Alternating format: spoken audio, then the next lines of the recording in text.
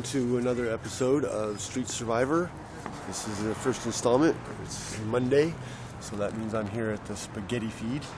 It's on 16th and Grant.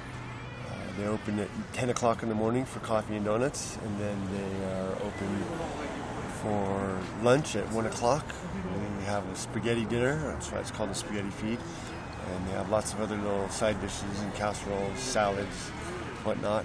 It's an institution. If you're homeless in Denver and you know about this place, this is pretty much what your day centers around. It's one of the best meals, especially since the Tuesday night van is gone and the Thursday night 12-12 Mariposa dinner is gone.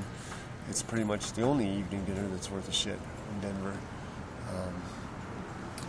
So we're gonna go check it out.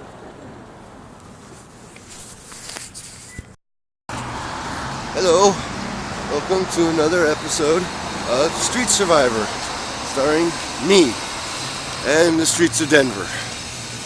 And before you go thinking that I'm doing this to try and get you to feel sorry for myself, or that I am feeling sorry for myself, nothing could be further from the truth. This is the lifestyle that I choose.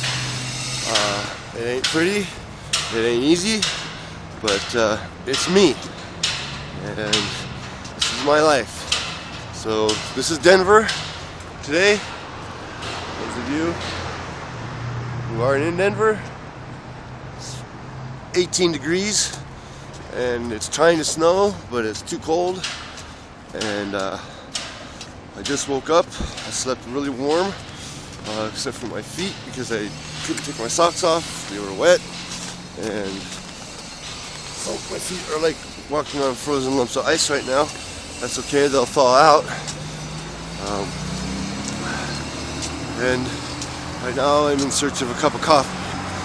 I'm going to go to Father Woody's to try and get a cup of coffee there. But I don't know. It's already 7:30, almost 8. So we'll see. Check back in a little bit. Reminds me of a Robert Frost poem, so I'm going to recite it for you while I'm walking. It's called Stopping by a Snowy Wood. Whose woods these are, I think I know. His house is in a village, though. He will not see me stopping here to watch his woods fill up with snow. My little horse must think it queer to stop without a farmhouse near, so far between the lake and dale, the coldest evening of the year. He gives his harness bell a shake to ask if there is some mistake. The only sound, the sweep of easy wind and downy flake. The woods are lovely, dark and deep, but I have promises to keep. A mile to go before I sleep. A mile to go before I sleep. Part 2 of snowing in Denver. As you can see behind me, snowing.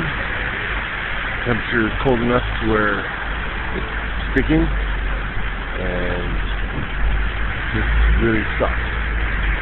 I spent the last few nights either at the Salvation Army shelter, which was special hell of its own, or walking around all night to stay warm, and then sleeping during the day, what I did last night. Unfortunately, I can't sleep now because of this.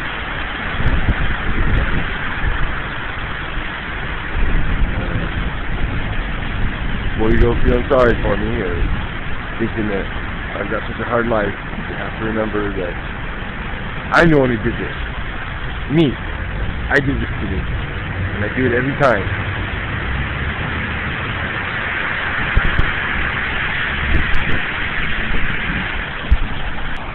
Snowing in Denver.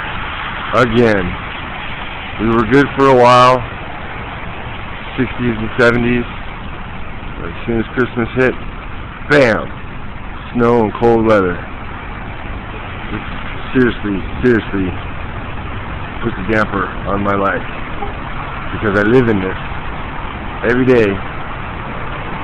I could go to a shelter, but man, have you ever been to a shelter?